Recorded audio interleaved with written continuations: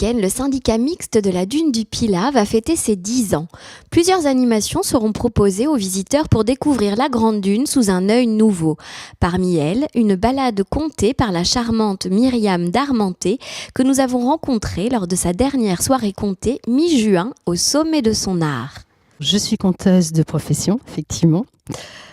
Depuis plusieurs années, depuis plus de 15 ans. Donc je travaille avec beaucoup de collectivités publiques et également avec des publics de tous les âges, que ce soit sur le bassin, les Landes, Bordeaux. Pour ce qui est des contes sur la Dune, j'aurais bien aimé que ce soit mon idée, mais c'était encore mieux parce que c'est la Dune qui m'a proposé de faire ce partenariat avec eux. C'est le grand site de la Dune du Pilat, depuis déjà 2 ans maintenant.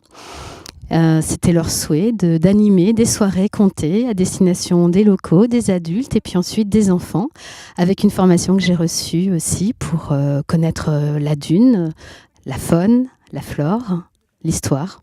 Ça a quelque chose de magique, c'est féerique. On est sur la plus grande dune d'Europe. D'abord, pour ma part, moi je suis à la maison. C'est mon territoire, c'est là où j'habite, c'est là où j'ai grandi.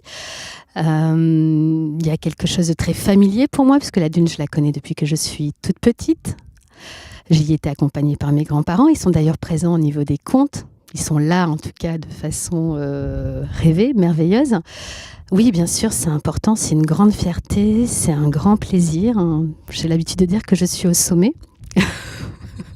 Au sommet de la Dune.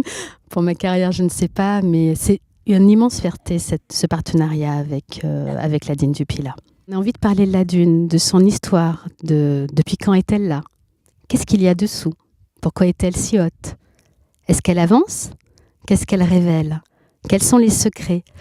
C'est souvent des questions qu'on se pose quand on est enfant, parfois adulte aussi, que sont posées des scientifiques, des historiens, des archéologues. Alors tout ça, je le reprends. Je me sers de choses réelles, avérées, prouvées, et je me sers aussi de contes, pour la plupart gascons, qui permettent aussi de mettre en avant le patrimoine local. J'invite les gens à venir nous rejoindre, à venir ouvrir leurs yeux, leurs oreilles, et moi, essayer de les faire rêver. En tout cas, un truc est sûr, une chose est sûre, ils ne repartiront pas de la Dune comme ils l'ont montée. Ils auront rajeuni, ils se seront apaisés. Je parle pour les adultes et pour les enfants. Ils courront à l'aller comme au retour, quoi qu'il en soit.